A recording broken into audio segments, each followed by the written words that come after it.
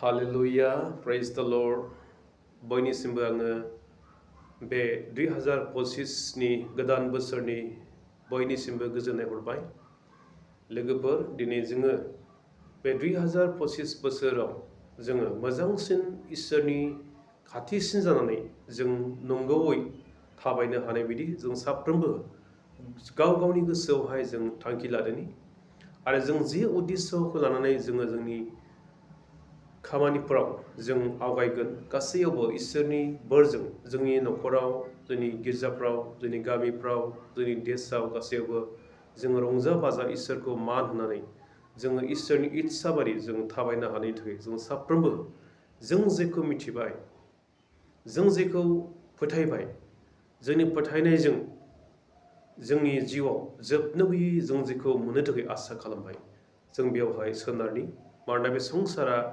दसेनि थाखायल' जों बयबो मिथिगौ संसारा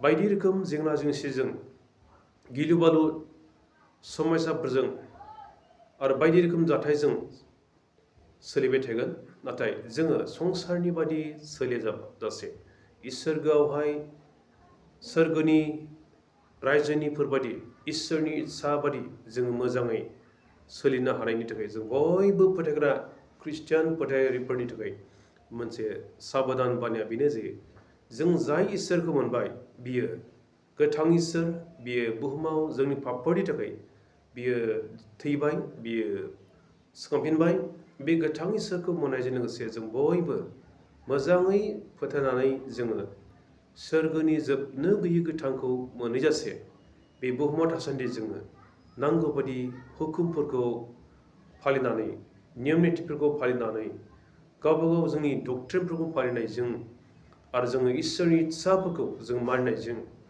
बाइबेलनि बाथ्राफोरनिखौ जों मोजाङै ध्यान खालामनानै फोथायनायजों प्रार्थना खालामनायजों गावजों गाव थुलुंगा होलायनायजों गासैजोंबो अनलायनायजों जोंनि गोसोफ्रा अरायबो गोथारै थानो जों हास्थायनो नाजानांगोन मानोना जोङो मिथिगौ इब्रायनि बिजाबाव बुंनाय दङ इब्रायनि 12:14 ओरैबायदि होनदों नोंसोरो बयबो गोजोननायखौ होसोदो आरो गोथारै थानो नाजादो मानोना बे गैयाब्ला रावबो इसोरनि रायजोखौ नुनो मोननाय नङा होनदों लोगोफोर जों गोथार जानो नाजानांगौ जों बयबो गोजोननायखौ होसोनांगौ गोजोननाय जाबाय जिसु ख्रिस्ट'आनो गोजोननायनि राजा बिनो सान्थिनि राजा बेजों जोंहा जोबनो गैयै मोदोमावबो गोथाङै थानायनि राहा आरो जिउआवबो जोबनो गैयै गोजोननाय न'खराव जोंनि बेक्तिगत जिबनाव देशआव जोंनि गामिफ्राव जोंहा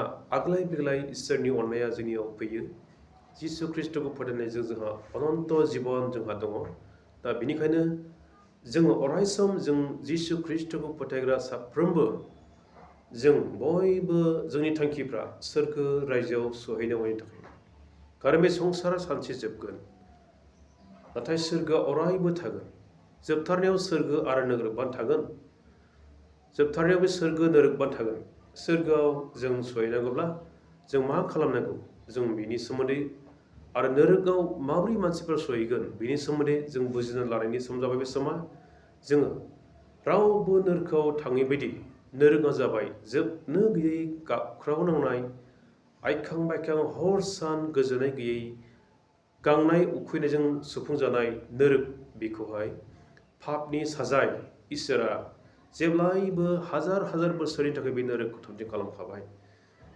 बेवहाय बिनिफ्राय बारग'नो थाखाय जोङो जिसु ख्रिस्ट'खौ फोथायब्ला बिनि बोसोनखौ जों मोजांथारै मानिनानै जों थायोब्लानो जोङो अरायबो संसाराव थांना थासान्दि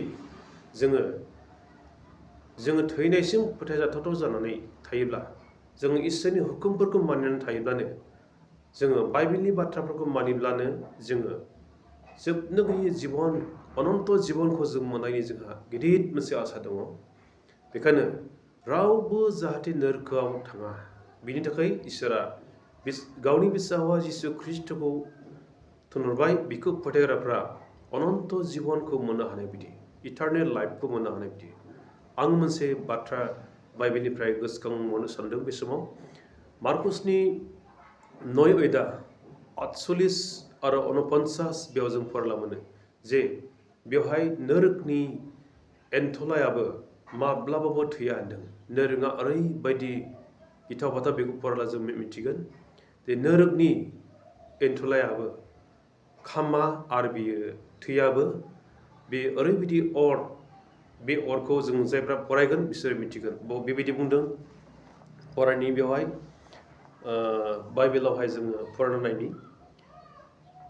48 होनदों, मार्कुसनि 9 अध्यायनि 48। मानोना नोरखोआव बिसोरनि एम्फौआबो थैया आरो अरगेंआबो गोमोरा, साफ्रोमबो अरजों गोबाब खालामजागोन होनदों। साफ्रोमबो अरजों गोबाब खालामजागोन।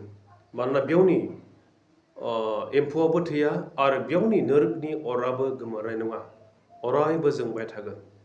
दा जाहाथे बे नोरखोआव रावबो थांनाङा जासे जोङो बाइबेल फरायनांगौ। बाइबेल फरायनाया जोङो इसोरजों रायज्लायनाय जायो, इसोरजों खाथिसिन सोमोन्दो लानाय जायो आरो प्रार्थना खालामनाया जों इसोरजों सब समाय जगाजग थानाय जायो, खाथिसिन खालामनाय जायो। बेखायनो जों बाइबेल फरायनांगौ। बाइबेल फरायनाय जों गोबां इसोरनि बाथ्राफोरखौ जों मोननानै गावखौ साबधान खालामनो हायो। बाइबेल फरायनायजों गावखौ जों सुज्रायनो हायो। बाइबेल फरायनाय जों गावखौ साबधान खालामनो हायो। बबे लामाजों थांनांगौ बेखौ जों मोजाङै मिथिनो हायो। बेखायनो बाइबेल फरायनाया जोबोद गोनां। बे गासैबो मानसि जाथिमानि फरायनाय बे गोथार शास्त्र बाइबेला जोंनि थाखाय बयनिबो गोनां।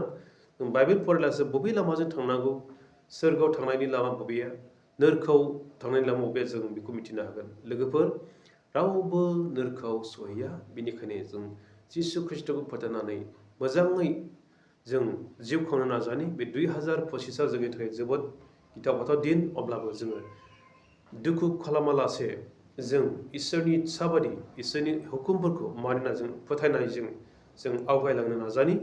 गासै दुखु खस्थ'निफ्राय रैखा खालामग्रा जोंनि बासायगिरि इसोरा, बासायगिरि प्रभु जिसु ख्रिस्ट'आ जों बयखौबो रैखा खालामगोन। जोंनि हास्थायनायनि सायाव, जोंनि नाजानायनि सायाव जों नाजाब्ला, जों हास्थायब्ला गोथार जिउआ जों बयखौबो दैदेनगोन। जों रावबो आद्रि खालामजानाय नङा आरो मोदोमा थैनो थांनांगौब्लाबो जोंहा जिउआव जोबनो गैयै सोरगोखौ मोननायानो जोंनि बयनि देरसिन थांखि। बेखायनो जोङो सोरगोखौ मोननो बयबो हामलायनांगौ। बे बुहुमा दसेनि थाखायल', जोंनि बे संसाराव थांना थानायाबो साननैसोनि थाखायल'। बेखायनो सोरगोआसो जोंनि थाखाय अनन्त कलिया, जोबनो गैयै सोरगो रायजोआ, गोथांनि रायजोआ। बेयाव गांनाय गैया, उखैनाय गैया, गाबनांनाय गैया, बेमार आजार गैया। सोरगोआव अराय सम गोजोननाय, रंजानाय आरो सान्थिया उसिफावनाय बे सोरगोआव।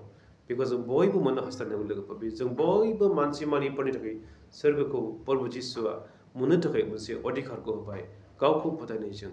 हामबायसै। 2025 नि बयनिसिमबो गोजोननोसै, बयनिसिमबो खुलुमबाय। प्रेज द लर्ड, हालेलुया।